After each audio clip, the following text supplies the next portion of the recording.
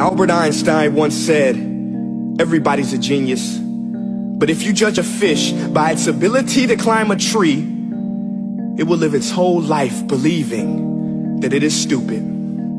Ladies and gentlemen of the jury, today on trial we have modern day schooling. Glad you could come. Not only does he make fish climb trees, but also makes them climb down and do a 10-mile run. Tell me, school, are you proud of the things you've done? Turning millions of people into robots, do you find that fun? Do you realize how many kids relate to that fish? Swimming upstream in class, never finding their gifts, thinking they are stupid, believing they are useless? Well, the time has come, no more excuses. I call school to the stand and accuse him of killing creativity, individuality, and being intellectually abusive. He's an ancient institution that has outlived his usage. So, Your Honor, this concludes my opening statement, and if I may present the evidence of my case, I will prove it. Proceed. Exhibit A.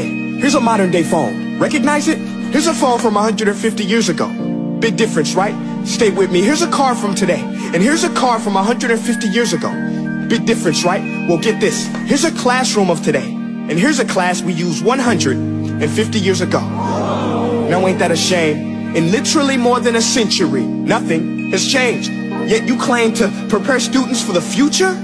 But with evidence like that, I must ask, do you prepare students for the future or the past? I did a background check on you and let the record show that you were made to train people to work in factories, which explains why you put students in straight rows, nice and neat, tell them sit still, raise your hand if you want to speak, give them a short break to eat, and for 8 hours a day tell them what to think. Oh, and make them compete to get an A letter which determines product quality, hence grade A of meat. I get it. Back then, times were different. We all have a past. I myself am no Gandhi. But today, we don't need to make robot zombies. The world has progressed. And now we need people who think creatively, innovatively, critically, independently, with the ability to connect. See, every scientist will tell you that no two brains are the same. And every parent with 2 or more children will confirm that claim. So please explain why you treat students like cookie cutter frames or snapback hats, giving them this one-size-fits-all crap. Watch your language. Sorry, Your Honor, but if a doctor prescribed the exact same medicine to all of his patients, the results will be tragic. So many people will get sick, yet when it comes to school, this is exactly what happens. This educational malpractice, where one teacher stands in front of 20 kids, each one having different strengths, different needs, different gifts, different dreams, and you teach the same thing the same way? That's horrific. Ladies and gentlemen, the defendant should not be acquitted. This may be one of the worst criminal offenses ever to be committed. And let's mention the way you treat your employees. Objection. Overruled. I want to hear this. It's a shame.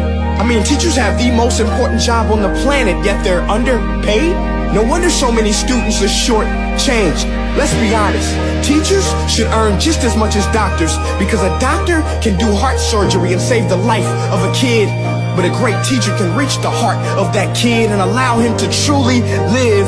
See, teachers are heroes that often get blamed, but they're not the problem. They work in a system without many options or rights. Curriculums are created by policymakers, most of which have never taught a day in their life. Just obsessed with standardized tests. They think bubbling in a multiple choice question will determine success. That's outlandish. In fact, these tests are too cruel to be used and should be abandoned, but don't take my word for it. Take Frederick J. Kelly, the man who invented standardized testing, who said, and I quote, "These tests are too cruel to be used and should be abandoned." Ladies and gentlemen of the jury, if we continue down this road, the results will be lethal. I don't have much faith in school, but I do have faith in people. And if we can customize healthcare, cars, and Facebook pages, then it is our duty to do the same for education, to upgrade it, change it, do away with school spirit, because that's useless. Unless we're working to bring the spirit out of each and every student, that should be our task. No more Common Core. Instead, let's reach the core of every heart in every class. Sure, math is important, but no more than art or dance. Let's give every gift an equal chance. I know this sounds like a dream, but countries like Finland are doing impressive things. They have shorter school days, teachers make a decent wage, homework is non-existent, and they focus on collaboration instead of competition. But here's the kicker, boys and girls. Their educational system outperforms every other country in the world. Other places like Singapore are succeeding rapidly. Schools like Montessori, programs like Khan Academy. There is no single solution, but let's get moving. Because while students may be 20% of our population, they are 100% of our future.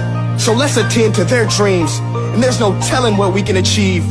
This is a world in which I believe, a world where fish are no longer forced to climb trees. I'll rest my case.